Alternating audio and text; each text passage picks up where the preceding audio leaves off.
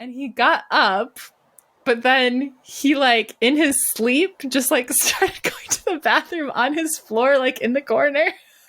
No! But then he got back into bed, and he was all wet. No! And I was like,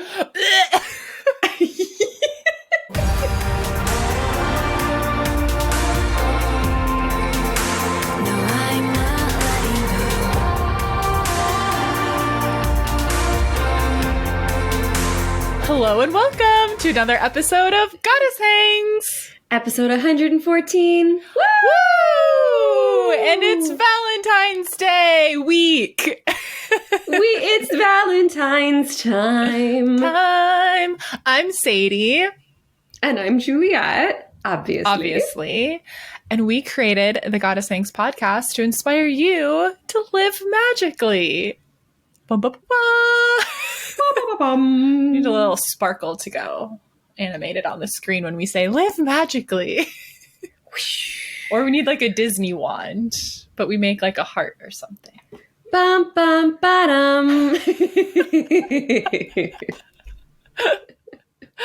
I'm here for it. When we're back together again, we'll get some tricks together. Okay, so I'm so scattered. My brain is extra fried. We'll get into it, but I'm excited to chat about love things, Valentine's Day. Even when I'm single, I always love Valentine's Day. Like, it never really bothers me. My mom always made it a big deal. I thought it was just like a celebration of all kinds of love, and I just love it.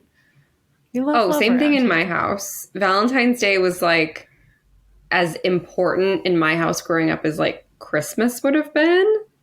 It's my mom's favorite. So yeah I love it. I think it's so fun. And if you've ever felt bitter about Valentine's Day, you get to enjoy a Galentine's Day with Goddess Hangs. Yeah, I love it. But before we dive into our lovely Valentine's themed episode, Juliet, what's new with you? Well, this is so new. I didn't even get it on the list. I'm going to the police station today and filing an official report because my neighbor's screaming orgasms have now shifted to 5 a.m. Just 5 a.m. screaming. So we are going to the police department and filing a disturbing the peace complaint. And also at the next HOA meeting, there's going to be some drama. So stay tuned. And just so I'm fully transparent, if you're like, wow, what a jerk move, Juliet. We have been trying to privately and respectfully communicate this with this man for 2 years. Yeah. And he doesn't care. So now we're going to stir the pot. So that's one thing that's new with me. It's exciting. I've also just decided in 2023, like, I'm just unavailable for disrespect of any kind. I'm just unavailable for it. Like, I'm just done. Absolutely done. So I was like, well, I need to put my money where my mouth is on this one. And so that's a little spicy, fun Valentine's news. Let's see. The new moon release. No, the full moon release that we did in Leo was freaking powerful. We haven't had a chance to really talk about it. We did a big releasing ceremony with our coven, but I am still feeling like a new person after that one. Like the things that I wrote down actually left my body, like gone. And sometimes I'll like go through the motions and then like a week goes by and I'm like, it's still here. And if that happens to you, there's nothing wrong with that. Sometimes it just takes more time for something to like move its way out. Mm-hmm. But I feel different. I let so much go. So much. I just wanted, before I continue my other list of new things, have you been feeling it too? Yeah, that's on my list as well. I was like gearing up for, the full moon in Leo. Leo's like such like bubbly, like party, like excited, bold energy, like when it's Leo season, like I really feel that. And I have a lot of Leo in my chart. Speaking of Valentine's Day, my Venus is in Leo. And I have a Leo stellium, which means I have 3 or more placements in Leo. And so I was like, ooh, I'm going to feel so good this full moon. Like, this is No, I felt so sad. I was sad girl Leo. I was sad. But it was the same thing. Like I was just releasing this morning. I've been crying. I know I cry a lot, you guys. I know you're like, Sadie, you cry every day all the time. But this is different. This has been a different, like, I can't even describe, like, crying coming from the pit of my stomach, like deep within me. Can't even consciously place what I'm crying about, kind of sobbing. Like, so just like different than like when I know I'm crying about my breakup. Different than when I know I'm crying about missing my mom. It's just been this like feral, like I don't need to know, and it's just like it just spontaneously, like I'll just be like out of nowhere. I'm just like making my lunch, and I'm like, and I start sobbing. Like it's been so weird. I had another one this morning while I was doing some tapping, and all of a sudden just started bawling, not like tearing up, just full on. Oh my gosh. It's been wild. We're, Juliet and I have been going extra hard on energetic spiritual work lately, and it's very clearly moving a lot of energy very quickly. So it feels very good to tangibly be able to say, oh yeah, it's working. Clearly. Yeah. Okay, can't wait to hear more about that. Yeah, I feel like the fierceness of the lion, it kicked in. It kicked in, and I had to remind myself, like, Juliet, your due date was in Leo land. Like, I was supposed to be born in like early mid-August. Like that was like partially. I'm like, this is part of you. This is part of you. Okay, let's see. What else? Okay. Yesterday I went to Disneyland. Yeah. I went to Disneyland, and it was kind of a funny experience because my parents, I don't think my dad's been to Disneyland in like at least a decade, and my mom in about the same amount of time. And my family likes to go to see the parade and the fireworks. That's our spiel. Like like the rides are fun. Where's my voice? Excuse me. But we want to see the parade and the fireworks. Well, we sit down. We get a great spot for the parade. We're like, oh, we've been waiting for this moment all our lives. One float goes by and it's over. Well, here, this is the segment where I complain about my wonderful day at Disneyland. One float goes by and it's over, and it's the big like 100-year celebration. And my dad goes, oh, it's the parade 100 years in the making. Like it was nothing. Was something wrong? Did they say anything? Or it was just like, no, that's it. So new information on weekdays, I guess, they don't do a full parade. They do a small cavalcade. Which I'm going to tell you right now does not have the same impact. I'm sorry, but a small cavalcade should be minimum 3 floats, I think. A cavalcade, to me, implies more than 1 float. A single float? No. Disney, we need to talk. Not a cavalcade. Disney, call us.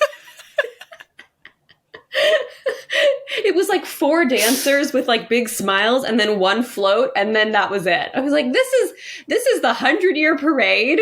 When Goddess Hang celebrates our 100-year parade that we'll be alive and well for. We'll be 128 years old. 100 wait. Because we started it when we were 28 or 29. So if it was 100 years of Goddess Hang, we'd be 129. Oh my God, we're like barely alive. Hey, it could happen. It will be more than 1 float. I'm going to tell you right now. So then we're like, okay, you know what? We didn't see a parade. Let's regroup. Let's shake off this disappointment.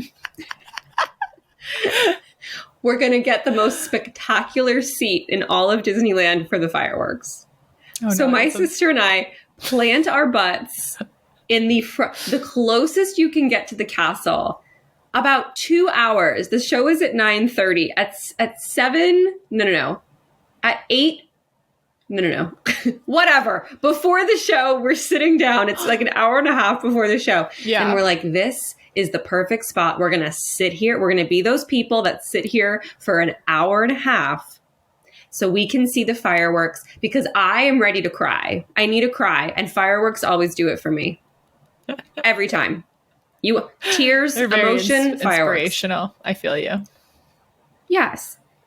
We're 50 minutes into saving these spots, and a cast member walks by and goes, just so everybody knows, we don't do fireworks on the weekdays. It'll just be a light projection on the castle. I was like, I need these fireworks. You don't understand. Oh no, the two Piper favorites. Oh, my family paid hundreds and hundreds and hundreds of dollars. You better ignite a bomb into the sky. They did not. Oh, it was still so beautiful, though, seeing the projections and hearing the music. And, I did get a little teary-eyed, and I was just like, everybody worked so hard so they could come here and just feel this feeling and be with their loved one. It hit me. It was really sweet. Yeah. But then that was not all that went wrong on our perfect family day. Nearly every single ride we went on broke.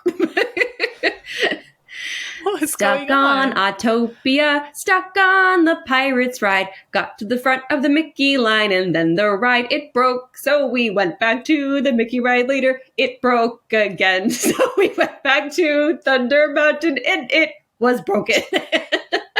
Disney's going through something. What's going on? Disney's going through a dark night of the soul. Bring back the fireworks. Bring back the full parade. A trip during Mercury in retrograde, but it's not. It's not that.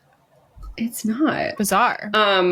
But we had a lovely time. It was really fun taking my parents on the Star Wars ride, and just it was really cute.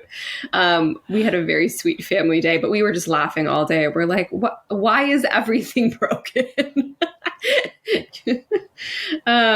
Let's see. Victor and I took a hike. Oh, I posted a couple stories about this. Victor and I took the most amazing hike on Sunday, and it's like the time of year where everything is green. We get this for maybe 6 weeks, and then everything dries out again. So this is the time to go be in nature. And I said, we have to pull off right here, and I need to sit down, and I need to take my shoes off, and I need to touch grass. Wasn't that someone said that as a mean comment? Go touch grass. I was like, I've gathered up. Wish. I've gathered up my favorite positive comment from the week and my favorite negative comment from the week. Oh, good. For our new segment. For our segment of visibility. That's the new segment. Visibility means polarity in your life. Visibility, polarity, da-da-da-da-da. We'll get to that in a moment. But, oh my gosh, I sat there. I had my feet in the earth. I had my hands in the earth. And I was like, I feel like such a little hippie, and I get it. I get it. This is healing. We're supposed to be doing this. So I took a little time this morning as well. I went on the balcony, and I just laid, and I let the sun hit my eyelids. I'm trying to become much more intentional about I need sunshine on my eyelids for 10 minutes a day. I can't just stay inside all day, even though I'm an indoor homebody. Having enrichment time in my enclosure. Have you heard that sound? Don't bother me. I'm having enrichment time in my enclosure. That's my life. My magical life. And then I worked on some music with my producer, Evan, wrapping that project up. I'm so excited. And I think that's it. Should we do our reviews now, or here? Let's do what's new with you, and then we'll get into visibility, polarity. We'll do that after. Love it. What's new with Sadie Lady? Oh my gosh. Okay. Oh, well, I was gonna say, you posted on your story the float at Disneyland, and you had something about how you wanted to be on a float. Big dream. And I was just thinking, when I saw that, I was like, how has Juliet never been on a float? Because I'm from a small town, so everybody's in the parade. I've been in so many parades, mostly at my dance company. We would literally have a dance that moved forward constantly. So we would literally dance the whole parade. But I've been on floats. I've been a small town, like everyone's involved in the parade.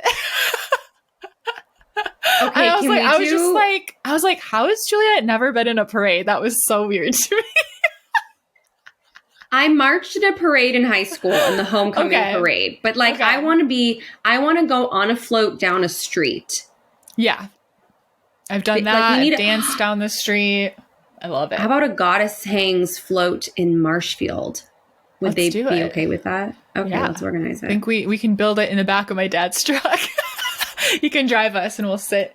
When I was little, I was obsessed with practicing my princess wave. You go elbow, elbow, wrist.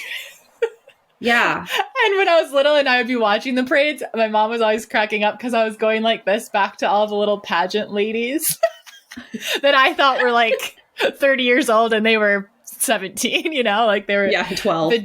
There was the Dairy Princess and the Dairy Queen, because we had Dairy Days. The Dairy Princess and I don't know, the Queen of Dairy. I don't know, some shit like that. Yeah. That was my favorite thing when I was little. I love parades. Everybody's coming together. Everybody's having a good time. They're chucking candy at your face. I love it. Probably not anymore. Lucky witch. Like, chuck some candy at me. Come on, I can take it. I miss those days. All the kids running out into the street, scrambling, trying to pick up the most. They just throw it out of buckets. Oh my gosh. Oh, the good old days. Oh my gosh. Okay, so what's new with me besides daydreaming about being in parades? Big news. I went for a walk outside and I did not get sick. Woo! Oh my God. It was 44 degrees. It was 44 degrees, which is so warm for here. And as I was walking and the sun was shining, the sun doesn't shine here very often. You know, you go outside, it's fine without the sun, but the sun, oh my God, it was on my eyelids. I was literally walking with my eyes closed. There's something about it hitting your eyelids. It feels so good. And it felt so good and I loved it. And I was like, I literally, this week has been pretty warm. So I was like, you know what? It's just too nice and it feels too good. And if I get sick, I get sick. It's worth it. And I didn't. So we're feeling grateful for that. Then I wrote down, okay, so the full moon in Leo, we celebrated it like last Friday and then it was last Sunday.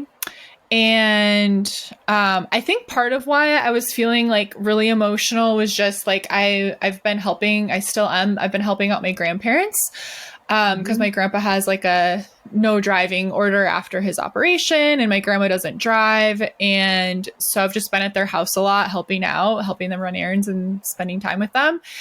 And their house is a freaking time capsule. Like nothing has changed. Everything is still in the same exact spots. It's just, you know, it feels really good to go back there, but it's also like emotional. Like we lived there briefly when we were really little with my grandparents, and though that it's my mom's side, so it's my mom's parents. We were super close with them. They like babysat us when my parents were working and stuff because their town is like 25 minutes from our town. But it was a lot of memories. And then also my grandma has dementia. And so her short-term memory is really bad. And so thankfully her long-term memory is good. So it's never like her trying to remember who I am or anything, you know, that would be even more painful. But it's just hard to, you know, see someone kind of slipping away and asking you the same questions every 20 minutes and just seeing her sort of, you know, she's got her system. She's got lots of notes. She's, you know, my grandpa's memory is still pretty good, so he can kind of help her.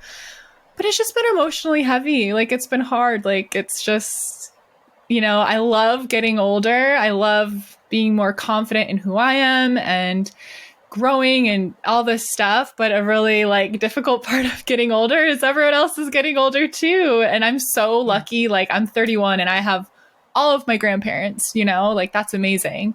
But it's just been, I'm so sad that I've had this extra time with both of them. And I'm so happy I can help, but I just think it's been a little like, you know, it's just sad. It's been a little heavy, but they're doing really great.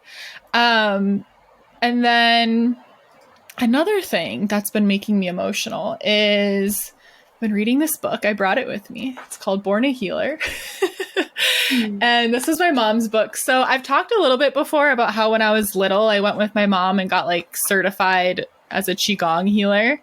And it was with this man here, Master Chun Yi Lin. He's absolutely incredible. And actually, he lives in California now, I just learned. He was always in Minnesota the whole time I grew up, so we would go to his workshops. But his book is all about how he's like, I'm not a miracle worker, but he is. He does miraculous healings. But his whole tagline is a healer in every home, and that we are all born healers. And I took this book. It's my mom's book. It's signed to her. It says, Chu Barbara. And I think it says Good Health, Chun Yi Lin. But I've been reading it, and a couple things about it. The first part is like his story, and he was born in China, and he lived there until he was an adult. And he was around like 8-9 years old when the communist revolution was going on. So there was a lot of just kind of like everyone was turning against everyone. Everyone was really scared to be considered like an enemy of the state. Everyone was really trying to prove that they were for the government. This Chairman Mao guy was really scary. And his family, for whatever reason, was sort of deemed as undesirable, like they were enemies.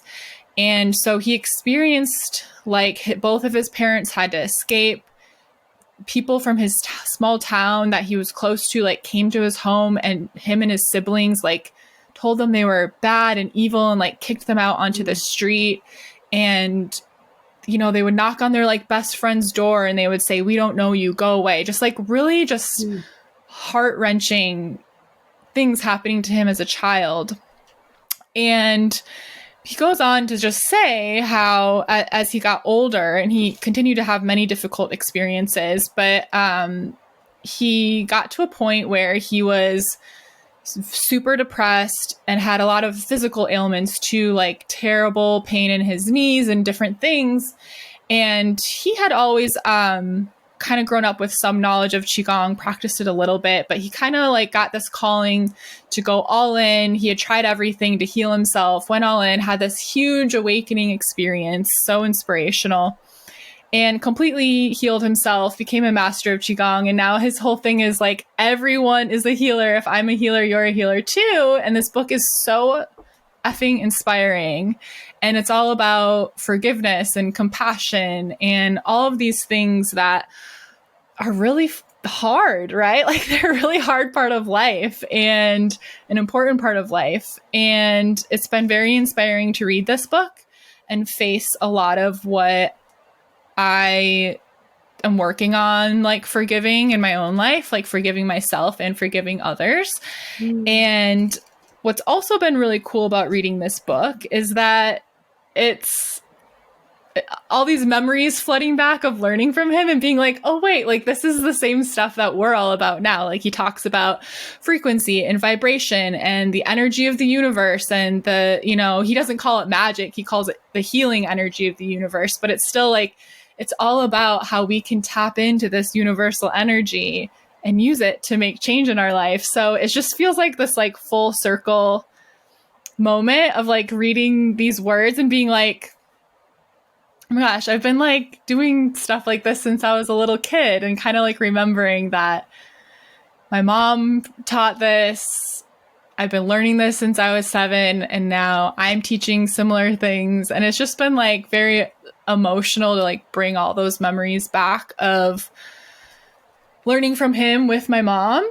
But this book is so good, and I've been remembering a lot of what I learned and doing some of the energy practices and a lot of energy clearing stuff that I'm remembering learning from him, which is exciting because in Psychic Circle, that's what we've been talking about this month. So when we have our practice session, we're going to try out some of these things that I was certified in when I was like 8 years old. And I'm refreshing my memory on, which is exciting. So that's been really cool. And just really focusing on what he teaches about forgiveness and compassion, and really just feeling at one with the universe, remembering that like we are all one. So when I'm facing against something hurtful from somebody else, that like we are one. And so, really looking at that as a reflection, and what can I learn from that, and what can I take from that, and what, how can I work through that in my life? So it's been a lot, but we're having lots of realizations. We're having lots of tears. It's been good though. We're doing it. I'm like sweating talking about it because it's been a lot, but but all good. And I can't even describe this, like being in this man's presence is just the most peaceful thing. And he created Spring Forest Qigong. You can look him up on YouTube. You can look him up on his website. There's like tons of little practices and stuff that I've been taking peeks at again. So he's got lots of information out there, but he's just absolutely incredible. And I just love that his thing is like a healer in every home. And he's incredibly successful because he really has shown, thousands and thousands of people how to heal themselves and how to heal others. And my mom would do Qigong for her patients as a nurse. And that's like, if I had anything wrong with me, my mom was like, I got you, like healing me when I was little. And I would do it back for her because I knew how to do it. And it's a really special practice. And so I love it. Shout out to Master Chu Nilin, remembering everything I learned from him.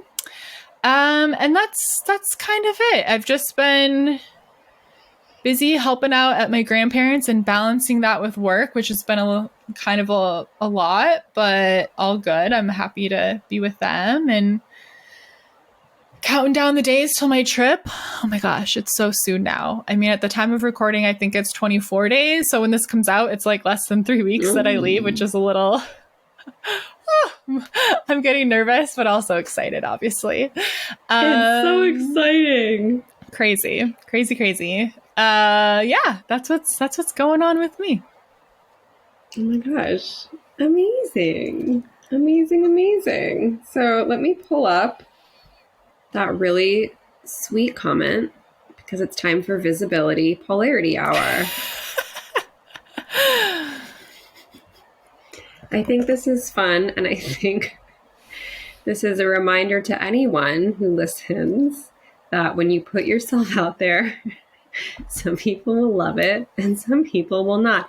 And we're going to do this segment until it starts to depress us. Then we're going to stop doing this segment. This segment is contingent on our mental health. How about that? Yes. Okay, I'm pulling up the wonderful comment. The wonderful comment. Which has disappeared. No, come back. Uh-oh. Come back. My computer's like, I'm sorry. It's working at Disneyland speed. So funny. Okay, here. I guess I'll start with the... Oh my God. The mean one? So unprepared. It's not even loading. Yeah, okay. Here, I'll start with the mean one. I have... Oh, no. We're going to start with the good one because I have Okay. Wow. 5-star review on Apple Podcasts. This podcast is for you. I don't care what your background is, how Christian you were raised, or how completely oblivious you may be to magic right now. This podcast is for you. Every episode is like a light switch turning on for me. The lessons in each have completely shifted my mindset. I'm actually claiming my desires by starting my own business 100% thanks to Sadie and Juliet's guidance. Yay! Take some credit, sister. We just shone a little light on it. That's all you. Yes. They will make you feel empowered and capable while making you laugh and feel like you're having a chat with genuine friends. Listen to them and feel the changes in your life start to unfold. Thank you. Thank you. Oh my gosh, you know when you said like we just shine our light on it, I pictured us like shining our headlights. Oh, our tits. Oh, by the way, that's our magic. By the way, just a little follow-up on the flash your titties for manifestation. Yeah. Have you been about doing it? 4 or 5 days? Yeah, I have. 4 or 5 days ago, I was like, wouldn't it be crazy if my acne went away? Wouldn't it be great? And it's going away. So I don't know. I'm going to keep doing that one. There's something there. I did it this morning. I did it last night. I've been doing it every day. Feels good. Okay, what's our mean one? let's balance it out with theater kid that hasn't realized they're not special yet. You will write the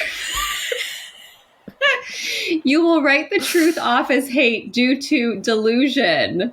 And I said back, you mean divine delusion? No, I wrote back, I said, you are so loved, XOXO. And then they deleted it because I think they felt bad. And then I had another one where I talked about, like, it's never too late to pursue your dreams. Like, keep going for it. And they said, gee whiz, you should think about having kids before it's too late. Gee whiz. Wow. Thank you to all of our fans out there. Thank you. Woo! Thank you. You know what? Engagement is engagement. Mm-hmm. Period. We appreciate you. Thank you so much. But for real, thank you to all of our kind comments, all of our questions that we're excited to answer about mindset and magic and manifestation. Thank you for all the 5-star reviews. We have over 100 now. That's so cool. And reminder, if you go to Apple Podcasts, type up your review, take a screenshot before you click submit. Otherwise, it like disappears for a while. So take a screenshot, then click submit, and then email us a screenshot, goddessthings@gmail.com, and we'll send you a goddess meditation. It's us. Yes, it's exclusive only for the reviews. It's really fun. It's so fun. You're gonna love it. If you leave a mean comment, though, we will not be sending you a free gift. If you troll us on TikTok, no free gifts for the TikTok trolls, but you can. I mean, be honest in your review. You just have to send it to us if you want. Oh yeah, no, you can leave a 1-star review, and if you email it to us, we'll send it to you. We'd love 5-star reviews, but we want you to be honest. 2 stars, just okay. Okay. Thank you so much. My favorite 5-star review we have, it just says too many mouth noises, but they still left 5 stars. If that was you, screenshot it, send it to us. We'll send you a free goddess meditation. We will. And I was like, thank you for the constructive feedback. Because I try to, well, now we have these different mics, but I would try to, like, if I took a drink of water, like move the mic and stuff. Like it made me aware. But they still gave us 5 stars because they so nice. And I appreciate that because it was like some constructive feedback. Okay, I'll try to be more aware of that. But still gave obviously they liked the content, just not the mouth noises. So shout out. And if you're still a listener, I hope we got better. I tried. We've been, it was on the team meeting agenda. It was on the docket. Point, so. Less mouth noises. It's good to know because we don't listen back. So no. People are like, isn't having a podcast hard because you have to listen back to every single, I'm like, no, we just posted. No, I never listen to them. I never listened to them. The things I've said. Oh my God. God. Well, we'll get into this. I have whatever. Valentine's epi. I've got some tea. Okay. So I was thinking dating disasters. You were thinking love witch tips. Mm-hmm. I know you had some great questions, but where shall we begin? Where do you want to begin? I feel like we should let's start slow and then we'll lead into the juice. Okay. I have a fun story that's not really disastrous, but is interesting. Okay, tell it. Okay, so do you know the TikTok audios that pop up on your For You page that are like, don't scroll past this. If you use this, even if it's just in your drafts, like this will happen. You know those? Yeah. Okay, so I was like, oh, fuck it, I'll do one. A little experiment. And this one particularly was like, this is like a love one. Like, use it and you can post it to private. And if you do, and it was like all these people showing that like, I don't know why I have this marker in my hand. All these people showing that like, oh my God, they got these like crazy text messages from like exes and stuff after they use this audio. So I was like, I'm interested. So I did it. I just like took I looked, absolutely disastrous, posted it in my private so nobody can see it. Oh my God. The next day, Julia, my ex from a very long time ago sends me the most intense text message. What is the next day? I'm not going to say the specifics because he also let me know that he listens to the podcast sometimes. And I was like, that's not fair. I don't get to listen to a podcast about your life. But I got that message. And then that's not all. Then the day after that, my first boyfriend ever, when I was 15 years old, sends me a DM on Instagram and it says, you should visit Colombia because that's where he's from and that's where he lives. Or I don't know if he listens to the podcast too, but I was like, damn, I got to do every single one of my audios. That's crazy. These came out of nowhere. Whoa. I didn't believe in them. And now I'm like, so now I have a bunch of, I'm so embarrassed. I have a bunch of these because you can post stuff privately on TikTok so only you can see it. And I have a bunch of these fucking audios of me making these videos. I didn't even know you could post privately. You can. Sometimes when I do a filter that says like I did one that it was like, it's like showing like, who's your like Greek deity? And I did it, and the first time it popped up and said Hades, and I was like, and so like I posted that in my private because I didn't want to like post it because it looked really gross. It was like dark, and I like had my glasses on, and I'm like oiled up in my vitamin E oil in my bed. I'm sure you looked stunning. I should just put a screenshot of my privates, like the feed with it all. Please put it in the coven. You want to know the real me? I have a lot of fun with the things I can only see. I don't know. I have a good time with it. So, but then you have to remember to turn it back off private when you post something for real. Because then I keep posting. I'm certain I would mess this up and then just start posting them all. I'd be like, no, it's fine. Nobody can see them. Nobody can see them. Who's going to know? You know what? If I would post these ones that I don't want anyone to see, those would probably all go fucking viral because the most random stuff that you didn't think about that is, there is this trend of like the anti-influencer. So stuff that doesn't look aesthetic or like good, quote, it's like what people like right now. So it probably would do great. Maybe I'll just say fuck it and start posting it all. Who knows? Wait, very, very, very short segue.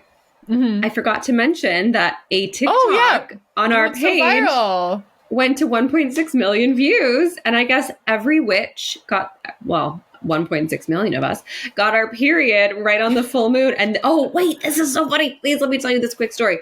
So I went out to dinner with Victor's parents and his sister and his brother and Victor. And we're at a restaurant and Victor's like, babe, tell him. And I'm like, oh, well, something I made is, about to hit 1 million and it's kind of exciting. And, I was trying to be like coy about it. And his dad, and they are like a very like respectable kind of family. His dad at the dinner table is like, oh, what was it? What did it say?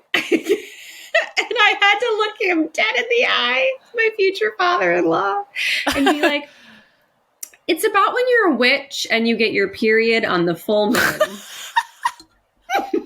And he went, oh, I can't relate to that. And then we were cheersing, and then the waitress comes over and says, I'm sorry to be nosy, but I couldn't help overhear that you were celebrating something. What are we celebrating? And I said, oh, I just had a TikTok like hit 1 million views. And she goes, oh my God, what was it? And I was like, it's like when you're a witch and you get your period on the full moon. And she's like, oh, okay. This is what I do for a living. You know. I was like, oh my so God. Funny. Yeah. Okay. Back to you. So you got a zillion Okay, DMs. that was my funny, weird story. I was like, you guys, move on. No, I loved it. I'm not gonna lie, I love it. My toxic trait is that I love it. But that's fine, you know, that's my cross to bear. Oh my gosh. But I swear, like I had no prompting other than this fucking TikTok audio. If you want it, DM me, I'll send it to you. Oh my gosh. So that's my funny story. So that's it. What do we want to talk about next when it comes to Valentine's Day? What would be your dream Valentine's Day date? Not who, what? Who? My dream Valentine's Day would be you Harry Styles taking both of us out. Maybe that's who. Just kidding. Just kidding. My dream is my wonderful boyfriend taking me out alone. Not you and me canoodling with Harry. That'd be fun. Okay, back to you. Favorite kind of date? My favorite kind of date? I think... yeah. Okay, so I feel like I'm shifting my energy on this because in the past it would have been like probably like I don't know, like going out for a drink at like a cool place, but now I want a full experience. Like I want you to take me to a nice place, and I want you to like take me like wine me and dine me in a fine place at a fine establishment. Like before I would be like, oh no, like let's split the bill even and like let's just get a coffee and go for a walk. And now I'm like, no, I'm getting older. I want you to take me out. I want to be spoiled. I want to do something fun. Or like, I don't know, I like experience dates, especially I feel like when it's the first date, because it can be kind of awkward. So if you're like bonding over an experience, that can be fun. Like, I don't know, like maybe this is dorky, but like going to a petting zoo together or something. So it's not just like sitting there and being like, so what do you do for a living? Like, that's so boring to me. I don't want to talk about that stuff. I want an experience or a luxurious experience, like night out. Okay, I literally wrote a petting zoo. I wrote dinner and meeting an animal.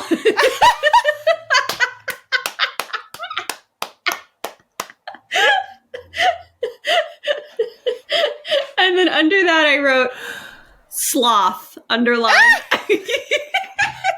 Preferably a sloth. If I was the one picking. Like have you ever seen that Kristen Bell thing? We share a birthday, by the way, which I love. Where she starts crying because her husband surprised her with a sloth, and she's like, there's a sloth in the house, and she just starts losing it. I relate. They move so slow, like they're moving through molasses. If I could be taken to like an amazing dinner, I'm not even a foodie, but I love being at a restaurant. I love it. Dress up really cute. Oh, she's being a sloth. I'm sorry. You were actually moving so slowly, I couldn't tell. It's like, how long can I do this before she notices? Go to a nice dinner, wear a gorgeous dress, and then it's like, I've got a surprise waiting for you at home, baby. And it's like a sloth, a visiting sloth, a visiting llama, a visiting goat, anything. Yeah.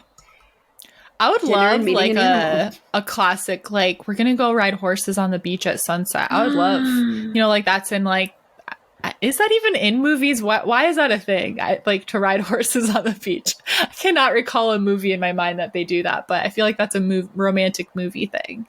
It's totally a romantic movie thing. I've never ridden horses on the beach, but I did ride horses in Hawaii once, like deep in this canyon and like over a little river. And it was so cool. But they put me, I don't know why, up until now, in the past, I used to have bad luck. I no longer have bad luck. That's an old me thing. Mm-hmm. But they were like, they had like 15 old trained horses and then one new crazy stallion. And they're like, oh, here, we'll put the youngest kid on this one.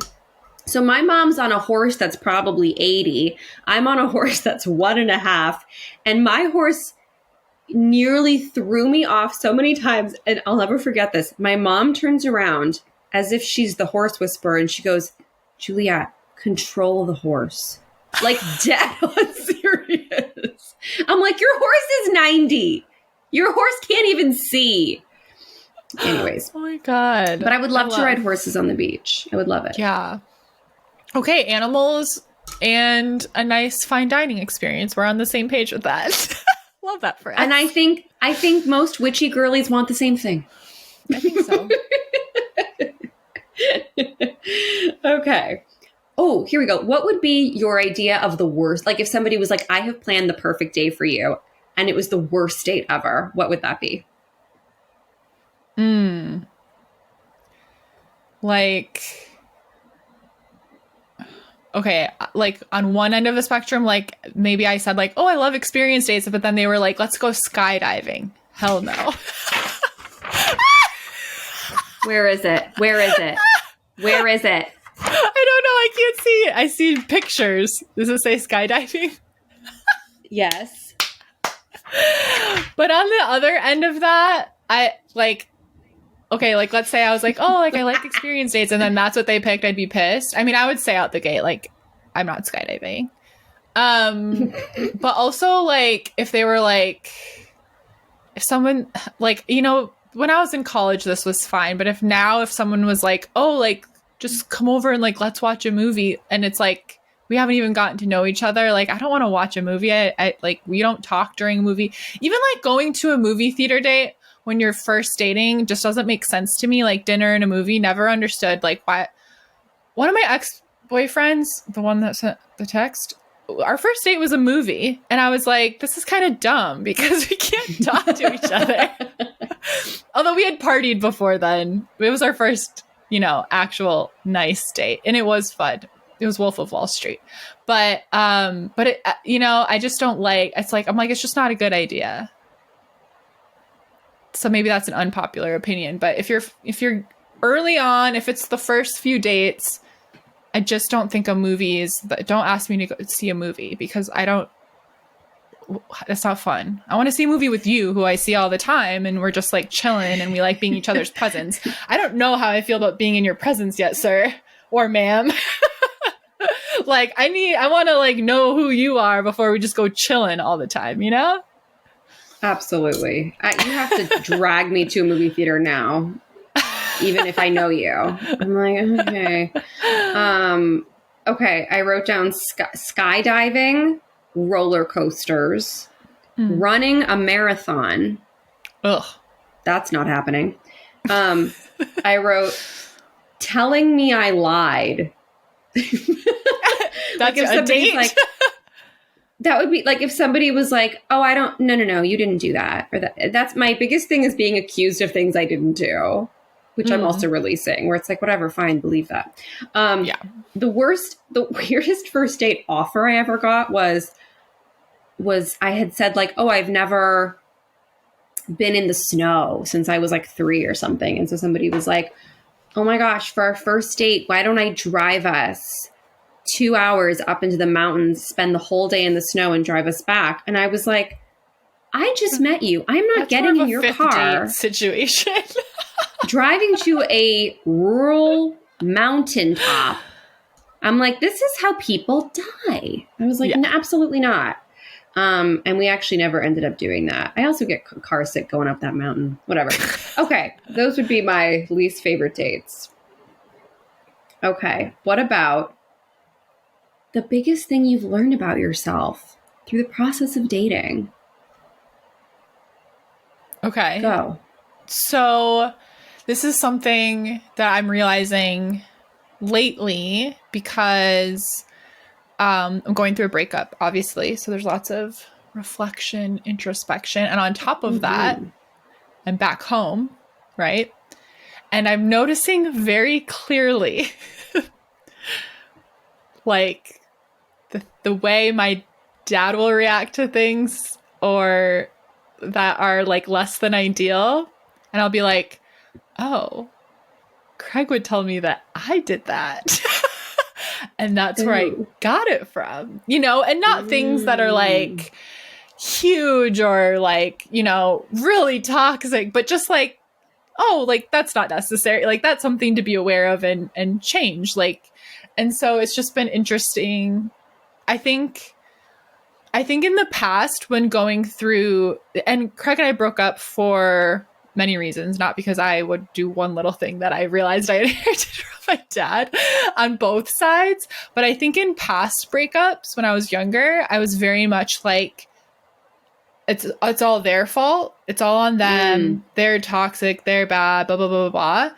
And at this age now, going through a breakup and being much more self-aware and being able to go like, oh, I see how we fed into each other's less than great things happening. And that sort of like made them expand, right? Or like blow out of proportion or whatever. So I think learning about myself through dating is just like really taking more like personal responsibility that like, I can be toxic at times. I can be, you know, like not in these huge dramatic ways that are really awful, but like we all have our shit that we do that annoys our partners and that we can work on. And I think in past breakups when we broke up, I'd be like, oh, it's because they did this, and this, and this. And like, I'm not doing anything wrong. Like no. And as I've gotten older, gone through more relationships and especially this one now and all the work I've done on myself and all that, it's just been a process of a gift of learning more about myself, taking more personal responsibility and seeing like, oh, like I don't want to carry that behavior into my next relationship. I'm really grateful to know that about myself, that sometimes I can point out something like, oh, that should have been done this way instead of the way that like it was done perfectly fine, just not the way I would have done it. Like that doesn't matter. It's done. Like and like just be grateful.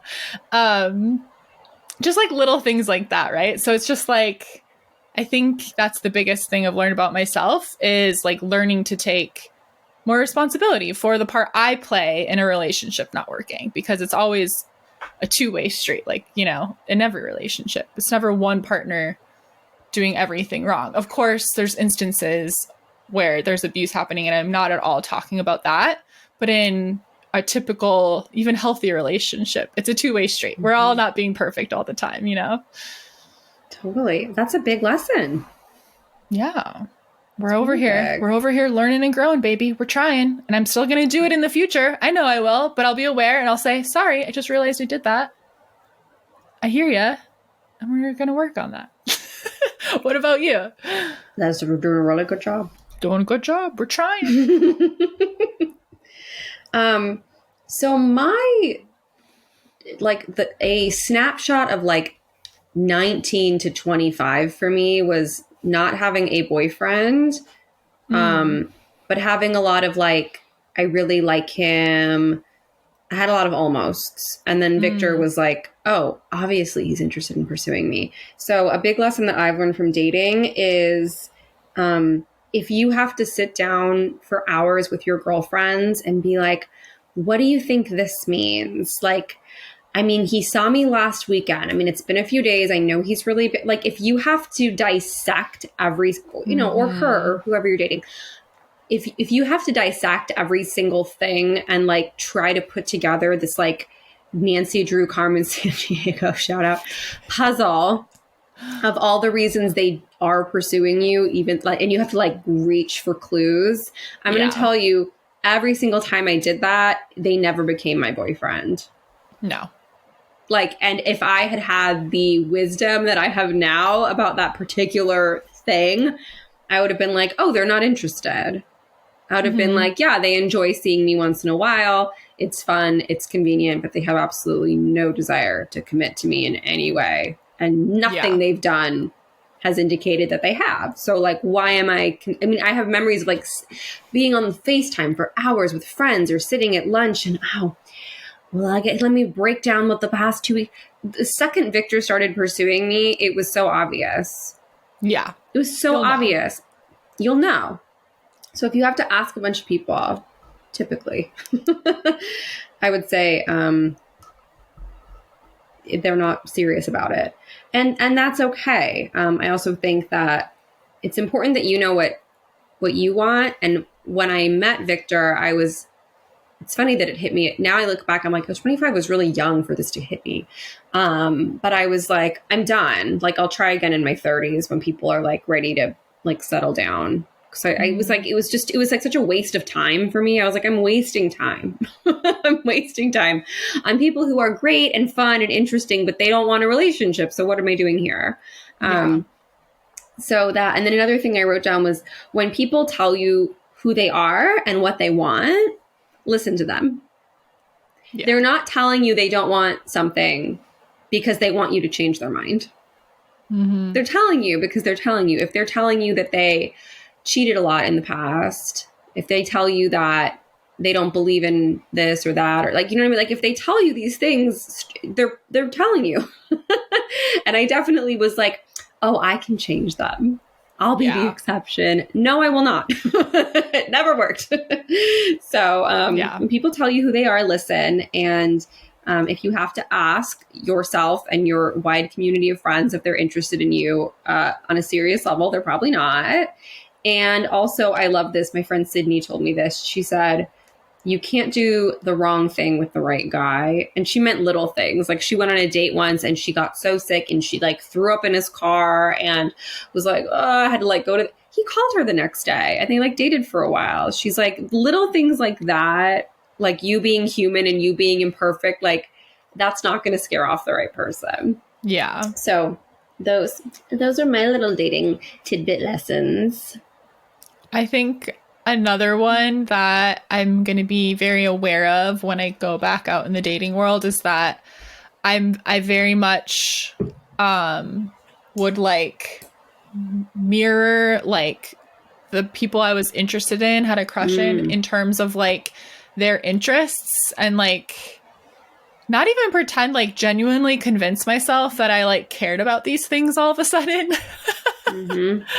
And some of those things, you know, I like enjoyed because I was with a person that I liked or whatever. But I think like I had this subconscious, like, if they think you have this in common, then they're going to like you more, which isn't true because one, it's not a genuine part of me. And, you know, like how long are you going to fake something? Right? Yeah. And I always used to really like change and mold myself into the kind of person I thought I needed to be in order to be like loved by that person, like change my sense of style, change the kinds of, you know, I don't know, music I listen to, just, and I know I'm not alone in this, it's common. And maybe that's part of being young and not really knowing who you are yet. So you think, why don't I do this? So I've had that. And then like Craig was the first person that I dated that like, that didn't happen at all. Like I was just like 100% myself that whole relationship. We have so much in common, which helped, of course. He's a comedian. I was a huge, genuine fan of comedy for so long. And he was into crystals and spirituality and all of these things. Like I didn't have to pretend about anything. And that was such a gift of that relationship, is that for once, instead of molding into somebody I thought I was supposed to be, Craig helped me become more me, which is really special and really amazing. And I'm very grateful for our relationship because I grew up into the most me version of me ever. And that takes a special kind of person to like do that with. And I think he would say the same thing about himself, is that I think we were meant to help each other grow into a certain point, and then it just became obvious that it was like very sad, but like we had grown to our capacity with each other, and it was time to like try and go be this version of ourselves off on our own, which is then scary because I have all of these sort of like thoughts about like, oh no, like what if I meet somebody and then I start like doing that thing where I pretend to like some, and I don't think I would ever do that anymore. I'm so sure of myself and whatever, but I have these kind of funny fears around like, oh no, am I going to like go out into the dating world and subconsciously start mirroring certain things that I think I'm supposed to be like, or I don't know. It's interesting. But that's been a huge thing I've learned about myself too, is just like, what show is it where they're like, I think it's on, I can't remember. It's on one of the big shows, but that's the joke about one of the girls. Like, she just like takes on every hobby of her boyfriend. So she's like dressed in all cowboy gear in one episode, and then another episode she's really into like something else. And it's like whoever she's dating, I've really related to that. And I'm very grateful to have like, I think, moved past that, or else be very aware. And so if it starts kind of coming up, I can be like, shut it down and be like, no, you don't, you don't need to do that shit. Like, enough.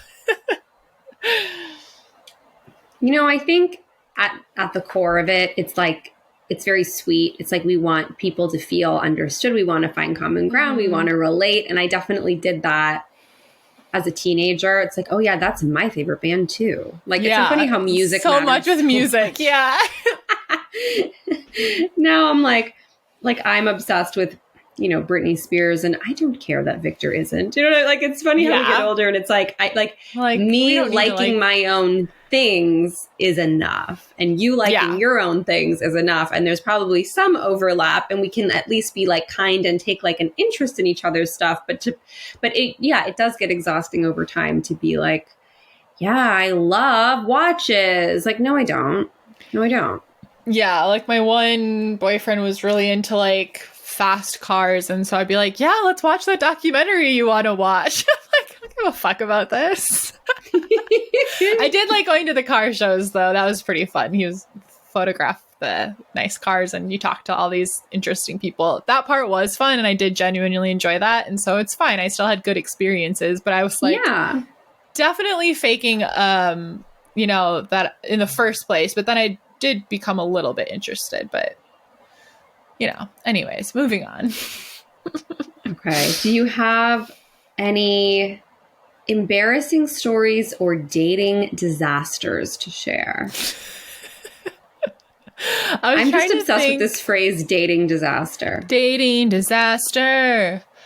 I could find lots of, I don't know. I can't recall. I probably just blocked it out of my memory. I can't recall a time that I was so embarrassed. I can recall times where the other party was embarrassed. I'm trying to think of a time though that I embarrassed myself, and I know, but I feel like I just blocked it out. I'm like, I don't even want to remember. Okay, so I can tell you two disasters that are in the same, and this has happened to so many people. So meet us in the Discord if you want to talk about how many times this has happened to you, especially for any people that partied a lot in college.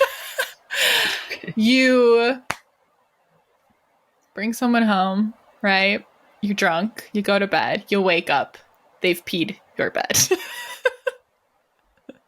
I've never had this happen.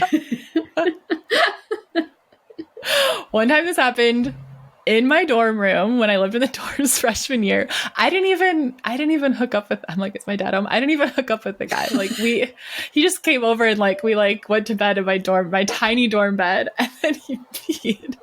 It was 3 a.m. and I was like, you have to go home. And I had to thankfully I had all these layers of stuff because it was a dorm bed, and so I could wash it all, was fine. But I was like, oh my God.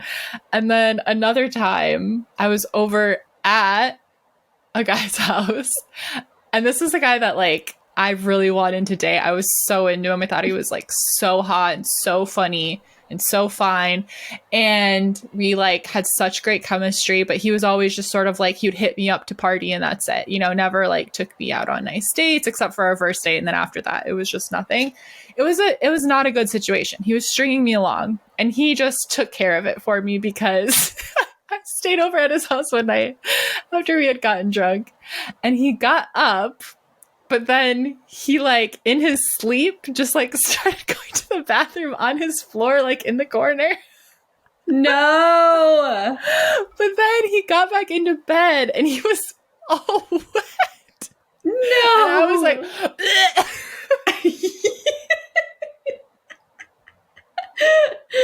oh, no. So like got out of bed.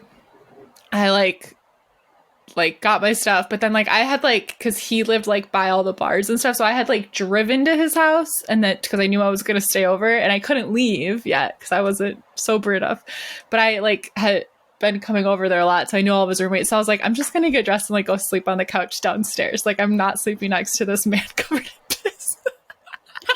And then I had the ick, and I never had to worry about that again. And I was done, and the Lord blessed me that day, and I was no longer hung up on this man. And that's one of my dating disasters that I can. Oh my God. A lot of pee-pee in your dating disaster. I guess two of them. I'm like, they both came up. I can't think of other like embarrassing, other things are probably like too graphic. They're more like hookup disasters. Oh. Okay, I can tell you one. Okay. I really had to pull it out of you. Fine. Okay, so one time, this is with an ex that I dated a long time, and we had like really great chemistry, and I was on my period, and I like was getting ready for bed, and I like took my contacts out. We were also drunk. All of these stories are drunk stories. I take out my contacts because I am blind. Like, I can't see anything. And I think I forgot my glasses at my apartment or something. But anyways, I'm like getting ready for bed, and he like comes in the bathroom, and we like start hooking up. And like, I'm like, it's like the heavy flow day. It's not the light. And they're about to move out of this apartment. So that bathroom had been like completely emptied out, completely cleaned, ready for like, you clean stuff extra when you're moving out. Oh, no. And then we were just like, we like hooked up and went to bed. And like we like showered and like went to bed.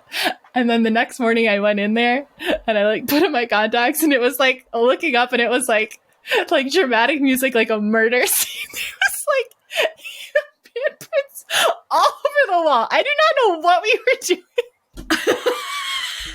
Bloody handprint? It was crazy. It was a murder scene. And it had just been like the bathroom was like pristinely clean because they're about to move out. I had to like re-bleach the whole thing. It was awesome. I was like, damn, we did that. It was fine. God. Everyone else was gone. So I don't even think I helped clean it up. I think he just did. Bless him. That was a fun disaster for you. Oh my gosh. What Mine are so disasters? boring in comparison. Jeez, I don't have bloody handprints and pee everywhere. Like the Sadie, Titanic really steam handprint, but it was blood. Why Sadie it was all over hands, I don't know. I've lived a couple lives, yeah, for sure. What were you, like 23, 22 when this was happening? You know what I was doing at 22? Yeah. I was living at home, going to my sister's Girl Scout meetings and teaching them songs. That's what I was doing.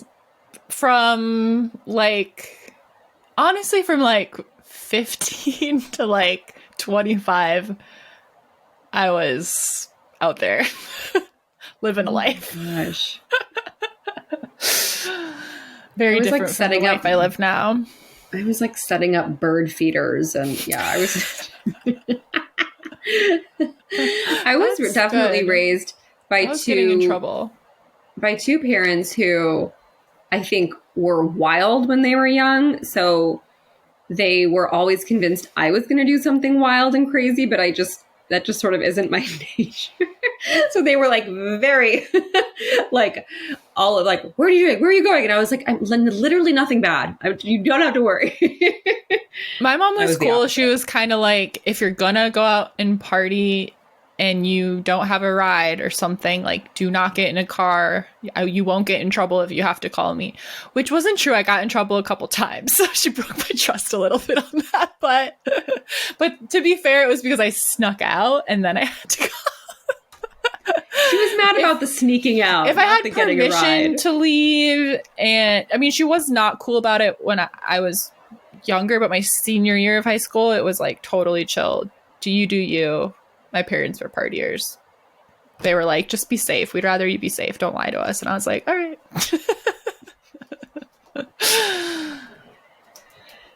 Well, let me think of my dating disasters. Okay, something about me.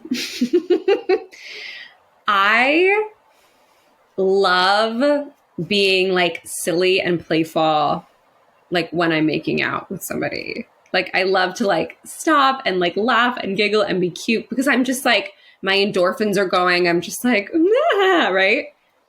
And I've had multiple guys get mad at me and they're like, what is so funny? Why are you laughing? You need to stop. What could pot? And I'm just like, no, I'm just happy. I'm just having fun. And I'm not saying that I'm kissing them and going, like, no, it's not like absurd.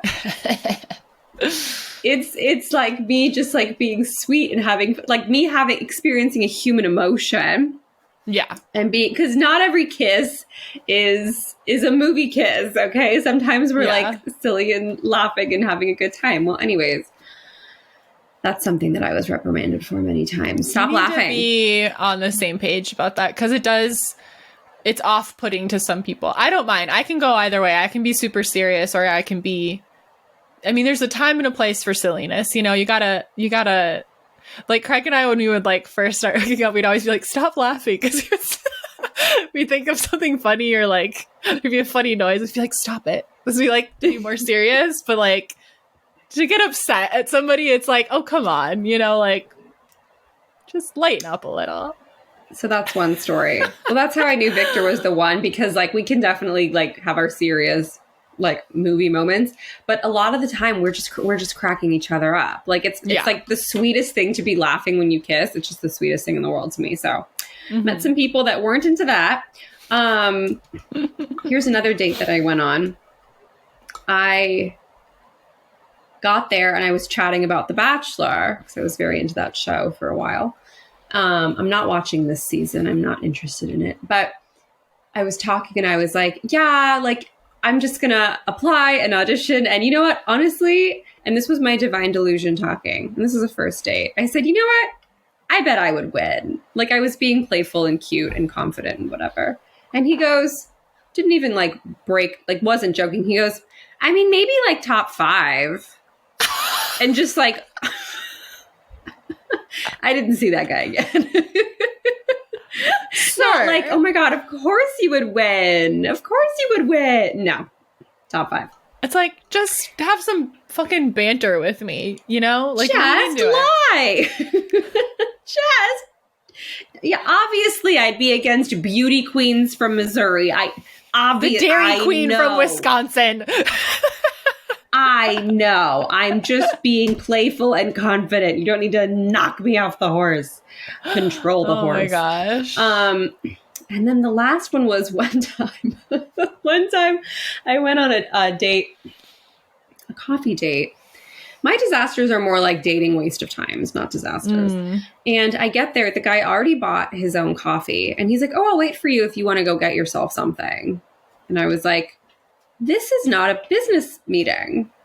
This is a you buy me the $3 coffee. So a business meeting should also be like you go get your coffee together, I feel like. I was also right on time. I also may have been early. I don't know how much. Maybe he was on road. Maybe he was finishing a date with somebody else, sent her off, and maybe like he was there. His coffee was he was like half drinking. Anyways, he had half of his coffee gone. And then it was like, oh, you can go get yourself something. And I was like, no, I'm fine. I was like, I'd rather be parched than pay for my own coffee on this date that we met on a dating app. Like, this is not the vibe. Then we're talking and everything I'm saying, he's going, oh, that would be perfect for me. That's perfect for me. Wow. Oh my God. That would just fit in. So my mom, that would be perfect for me. Like everything. I was like, oh yeah, I like this. I don't like this. I'm Jewish. I do this. Wow, that's perfect for me. Like says all these very like weird, strange things. I decide, let's wrap this up after about 45 minutes. I say, okay, I gotta head out, whatever. He walks me to my car and he goes, this was really fun. hit me up if you want to do this again sometime. And I was like, this is not how it works. This is not how it works. I am a little more traditional when it comes to being pursued. Yeah. I just am. And that's a personal preference, and we all have our preferences. Yeah. But I was like, you don't ask me on a date, point to the barista and say, go get yourself something. And then say, at least give me a $5 bill if you're going to send me to the barista. And then say, contact me if you want to see me again. And I never reached out, and I never heard from him ever again. I was like, this is just not how this isn't how it works. Yeah. So those are my dating. There was no blood handprints or piss everywhere, but I was told that I was not win the Bachelor. Sorry, and Greg. And I need to stop laughing. Oh my God, mine are super gross. That's fine. I can't even think. Mine, yeah. I don't know. Yours were really juicy. They were juicy. Give you that. I should have just made up a story. Oh my God. And then, no, I can't.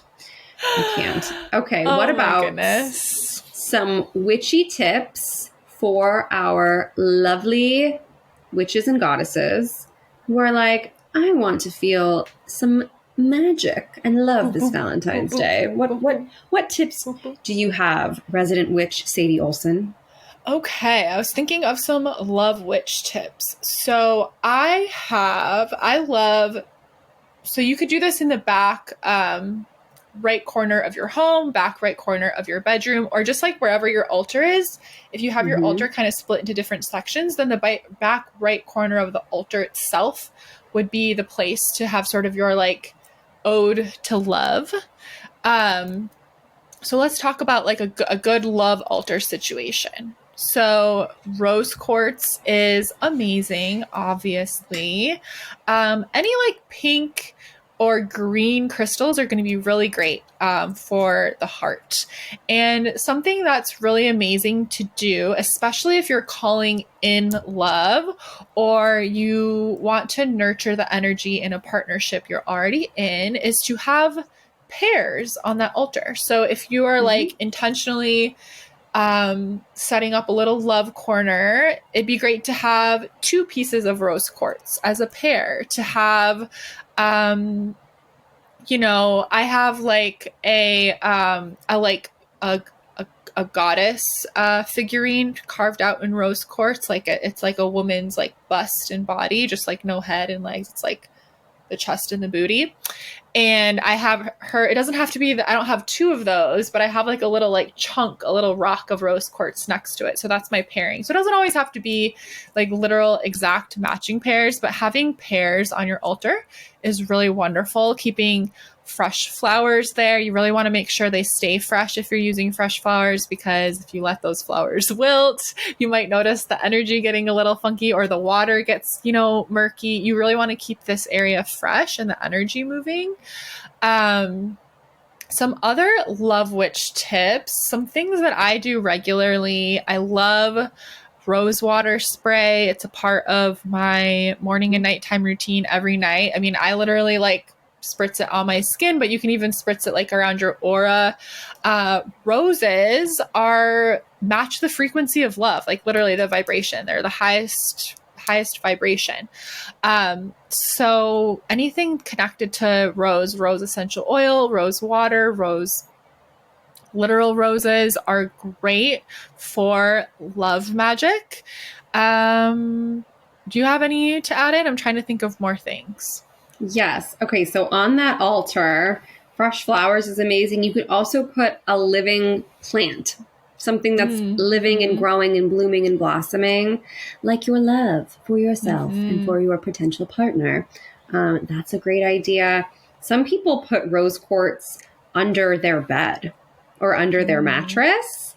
My cousin was looking for love forever and ever and ever. And she finally was like, fine, I'll put the rock under my bed. And she was like in her 40s, and she met the love of her life, and they got married. And when they she forgot she put it there on the side that she wanted him to sleep on. And when they went to like either switch out the mattress or whatever, he's like, why are there rocks? And she's like, oh, that's what attracted you. Oh, that's so cool. That's a fun one. I also wrote down, like color magic. Like you could wear red or pink undies or a bra, like having those kind of like, you could wear, I have this like silky pink robe that I wear at night when I'm like taking all my makeup off and washing my face. Like it just makes me feel really sexy and romantic. So anything that just like makes you and your body feel really good. Mm-hmm. If you have any rose quartz bracelets, anything you can wear on your body, that feels really, really good. And just anything, any activity, whether it's like stretching, yoga, intuitive movement, anything that gets you into your hips. We've talked about that a lot. Like that's a really powerful place in our bodies. So moving those hips. I think that's all the witch tips I wrote down for love and magic. I will say, so I love spells. And if you're like, I don't know how to put together a love spell, I have a pinned video on my TikTok that's a love spell. You could also get the free Witchcraft for Beginners guide. And I think it's a money spell in there, but you could swap out for, instead of the money inspired ingredients, find crystals, herbs, things connected to love instead. You could just swap that out. But with love magic, I would advise, everyone, you do you, but we would both strongly advise to never try to direct love magic at a specific person. There are so many stories and movies and TV show episodes of love spells gone wrong. And that is for a reason, because when you direct it at a specific person, it's never going to turn out the way that you want it to. And I like to kind of think of it like, I might think right now that I know that that person is for me forever and ever, but I don't know that.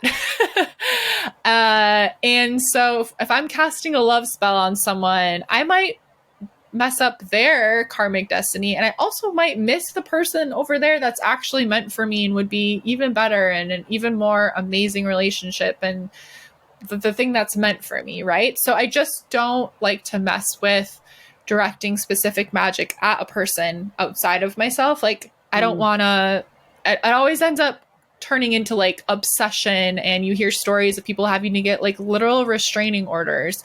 Think of the Craft, when she puts a spell on that guy and he becomes obsessed with her and he like assaults her. It's like scary. Now, I'm not trying to scare you, but I'm just saying they never turn out how you want them to. It's all fun and games until the person becomes obsessed and you're like, oh my God, now I have the ick. Please leave me alone.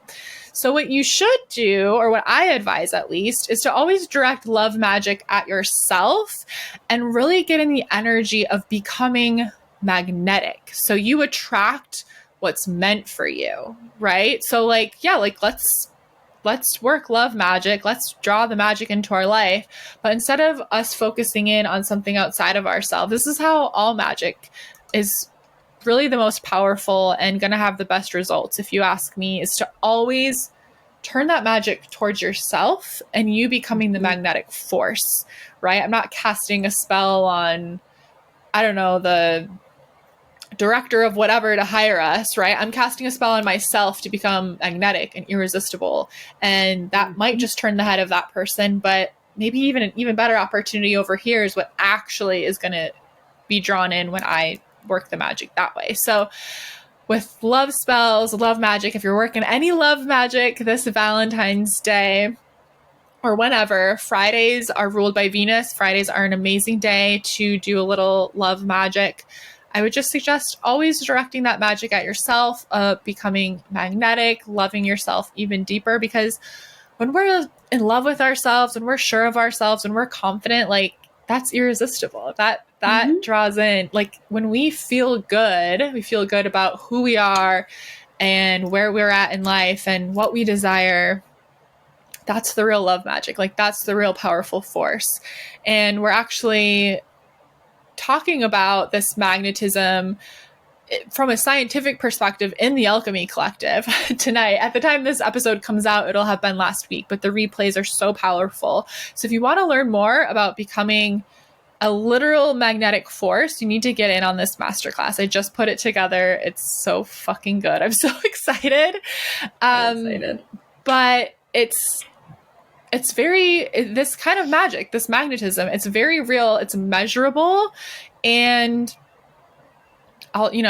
we're talking about how meditation is the ultimate force, the most powerful tool. So I know for me, this Valentine's Day, I'm going to use meditation as, one of my tools to work a little love magic. And that day particularly really dedicate the meditation to, how do I love myself even deeper? What are some parts of myself that I'm judging or pushing aside that I really need to put in the light and send love towards, compassion towards, forgive myself for, those kinds of things. So all of this magic that's available to us when we direct it inwards, it's going to have just mind-blowing effects in your life. So that's my little tidbit about love spells. And I actually really quickly will say, and this you can hear the story pinned on my TikTok as well about the love spell that worked immediately.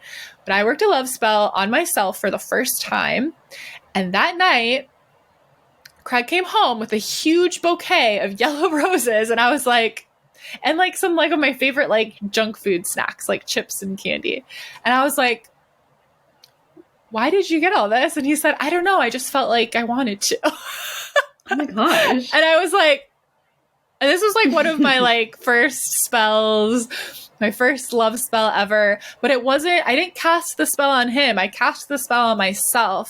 And it was all about drawing in romantic experiences and being magnetic. And then the most romantic experience of all, romance and my favorite chips walked through my door mere hours later. And it was so crazy and so cool. And like I said, that spell and the story is pinned on my TikTok. So you can go do it if you need a little inspiration for some love magic this week to celebrate Valentine's Day. Amazing. Aww. This is one of my favorite holidays. I'm so happy that we get to have a virtual Galentine's together. Mm-hmm. And my real Galentine's will be in about 20-something days when you're here. But I can't wait. I can't wait. So excited. Oh my gosh. Well, should we share some magic and transformation and wonderful ways to come play with us? Yes. Remember, I'm leaving for my big trip in less than 20 days, but there's still plenty of time for you to join us on our big trip together in Bali. We would love to see you there. We have so much magic planned.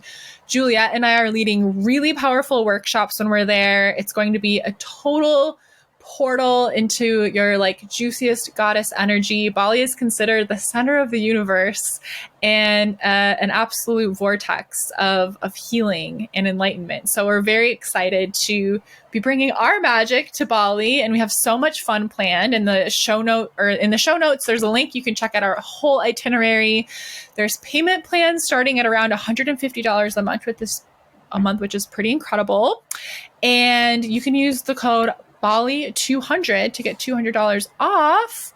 There's only 4 discounted spots available. So go check that out. Our email is goddesshangs@gmail.com if you have any questions about Bali, or you can hit us up on Instagram at goddesshangs.